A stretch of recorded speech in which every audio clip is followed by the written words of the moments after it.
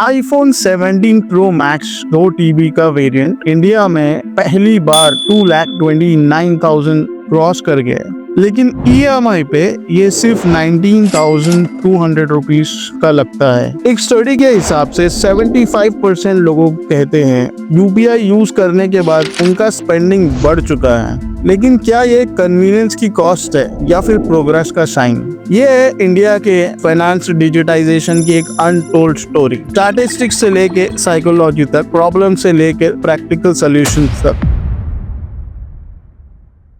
साल 2016 में डीमोनेटाइजेशन के बाद दिखा एक unprecedented digital transformation UPI transactions का। लास्ट ईयर 2014 में टोटल UPI ट्रांजैक्शन 108 बिलियन का वॉल्यूम क्रॉस कर गया। इसका वैल्यू लगभग 1,57,88,000 करोड़ के वैल्यू को क्रॉस कर गया। लेकिन इन नंबर्स के पीछे छुपी एक साइकोलॉजिकल शिफ्ट। रिसेंट रिसर्च में टोटल 235 पार्टिसिपेंट को स्टडी किया गया और पता चला कि अप्रोक्सीमेट 75% सर्वे रिस्पोंडेंट्स ने रिपोर्ट किया कि UPI की वजह से उनकी स्पेंडिंग्स इंक्रीज हो गई है। पहले कैश निकालते वक्त लगता था कि पैसे जेब से जा रहे हैं और एक पेन होता था।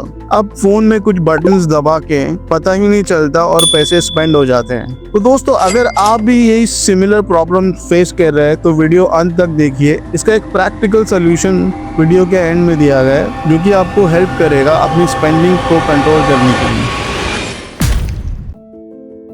UPI के फ्रिक्शनलेस डिजाइन से फॉस्टर्ड इम्पल्सिव परचेसिंग हैबिट्स और emotional restaurant is typically associated with cash transaction. अब ये कम हो गया है। रिसर्च साइकोलॉजी में इसे कहते हैं पेमेंट डेप्रिसिएशन, यानी जब पेमेंट का पेन रिड्यूस हो जाता है। इस UPI कन्वीनियंस के भी ऊपर एक और चीज है जो कि इससे भी ज्यादा डेंजरस है, नो कॉस्ट EMI। इंडिया का no cost EMI market size 2014 में लगभग 15.3 बिलियन US था और ये प्रोजेक्टेड है कि 2033 तक ये लगभग 44.90 बिलियन पहुंच जाएगा, यानी लगभग आज से 3 गुना। इस नो कॉस्ट EMI का सबसे बड़ा मार्केट कंज्यूमर इलेक्ट्रॉनिक ने रिटेन किया है विद 35.1% मार्केट शेयर, क्योंकि इंस्टॉलमेंट अलाइन करते हैं एवरेज हैंडसेट का अप्लायंस आउटले के साथ। iPhone 17 का बेस मॉडल 82,900 रुपीज में अवेलेबल है, लेकिन EMI में ये सिर्फ 6,908 रुपीज का लगता है। iPhone 17 Pro का 256 GB वेरिएंट 1,34,900 रुपीज कैश में आता है, लेकिन वहीं नो कॉस्ट EMI में ये सिर्फ 11,243 रुपीज के मंथली इक्वल इंस्टॉलमेंट में आ जाता है for 12 months. Sounds affordable, right? लेकिन यहाँ पे आता है सबसे इम्पोर्टेंट पार्ट, जिसे कहते हैं नो कॉस्ट EMI। एक्चुअली ये होता क्या है और इसे नो कॉस्ट मनी क्यों कहते हैं और इसके हिडन चार्जेस क्या क्या है, आइए जानते हैं। अगर आप एक iPhone 17 Pro Max लेने जाते हैं जिसका वैल्यू 1,34,900 रुपीज है, उसकी प्रोसेसिंग फीस लगभग 999 से 1,909 तक पहुंच जाती है। और most importantly, opportunity cost of the money is not being invested. Let's take iPhone 17 Pro Max 2 TB for an example. ये इंडिया का फर्स्ट iPhone है to cross 2,29,900 rupees and no cost EMI में ये सिर्फ 19,158 रुपीज मंथली लगता है for 12 months. इसका hidden cost का ब्रेकडाउन ये है 2,29,900 rupees cash price, processing fee 1,999 with GST on processing fee is around 359 rupees. So total EMI cost goes to 2,32,250 rupees. Hidden extra charges is 2,358 rupees, जो कोई ज्यादा सोचता भी नहीं है against the amount of 2,29,000 rupees. लेकिन रियल कॉस्ट कैलकुलेशन और भी स्कैरी है। अगर आप वो 19,158 रुपीज मंथली किसी म्यूचुअल फंड या इंडेक्स फंड में SIP करते हैं जिसका रिटर्न रेट एटलीस्ट 12% पे आता है, जो कि बेयर मिनिमम एवरेज है, तो आपको ईयर एंड में लगभग 2,48,400 रुपीज बन जाते हैं, यानी 18,500 रुपीज ज्यादा। 19,158 rupees monthly installment seems manageable compared to a 2,29,900 rupees का लमसम अमाउंट। आपका दिमाग आपको ट्रिक करता है कि ये बहुत ज्यादा अफोर्डेबल और मैनेजेबल है as compare to a larger amount of 2,29,000। यहाँ पे सबसे ज्यादा प्ले आउट होता है एंकर बायस का।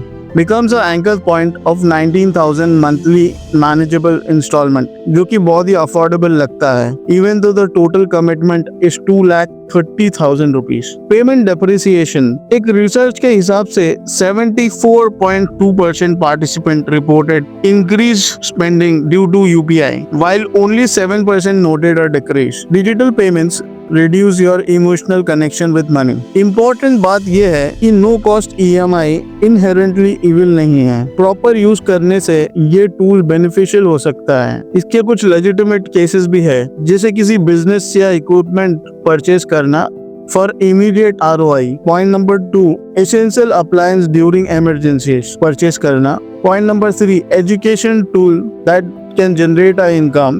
पॉइंट नंबर 4, मेडिकल इक्विपमेंट या हेल्थ नीड्स के लिए यूज करना। मैंने रिसेंटली एक लैपटॉप परचेज किया है मंथली EMI में, जो कि अपने बिजनेस के लिए है फॉर नेक्स्ट 1 ईयर, और इसे मैं अपने क्लाइंट्स या प्रोजेक्ट में यूज करूंगा और इसका कॉस्ट आने वाले 1 साल में ऑलमोस्ट रिकवर हो जाएगा। स्ट्रैटेजी क्लियर थी, एसेट से इनकम जनरेट होती है। प्रॉब्लम ये नहीं है कि नो कॉस्ट EMI बैड है, प्रॉब्लम यह है कि इम्पल्स परचेस में यूज करना 2.3 लाख रुपीस का फोन लाइफस्टाइल परचेस या फिर बिजनेस इन्वेस्टमेंट है, ये डिसाइड करना जरूरी है। रिसर्च बैक प्रैक्टिकल स्ट्रैटेजीज जो iPhone 17 जैसे एक्सपेंसिव परचेस के लिए अप्लाई किए जा सकते हैं। For example 48 hour rule for high value purchases. अगर 1 लाख प्लस का परचेस करना हो तो इंस्टेड ऑफ इम्पल्सिव बाइंग आप 48 आवर्स वेट कर सकते हैं। इससे इम्पल्सिव डिसीजन 70% तक कम हो जाते हैं। Strategy number 2, total cost of ownership का कैलकुलेशन करना। For example iPhone 17 Pro Max जो कि 19,158 रुपीज के 12 मंथली EMIs पे आता है, प्लस 2,358 रुपीज के हिडन चार्जेस और processing fees, plus the opportunity cost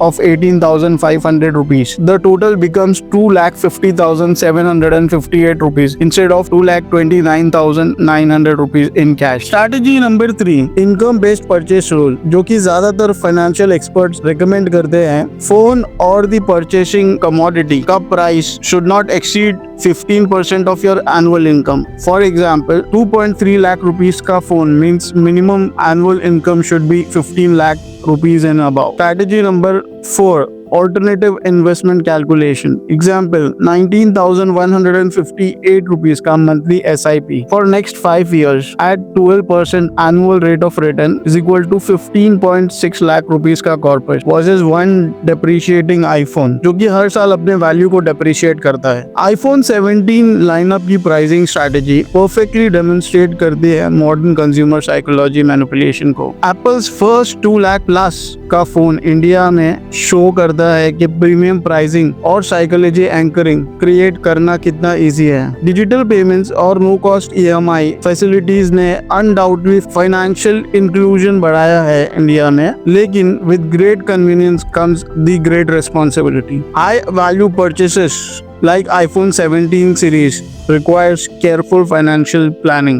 Total cost of ownership always calculate किया करो। Monthly EMI affordability doesn't mean overall affordability. Opportunity cost of money is a real cost. So guys, 2.3 lakh का एक proper investment आपको कई ज्यादा wealth create करके दे सकता है as compared to a smartphone or any electronical gadget. Please remember, technology should enable your financial growth, not hinder it. So guys, ये थी आज की कहानी. Do like, share and comment and don't forget to subscribe. Over and out.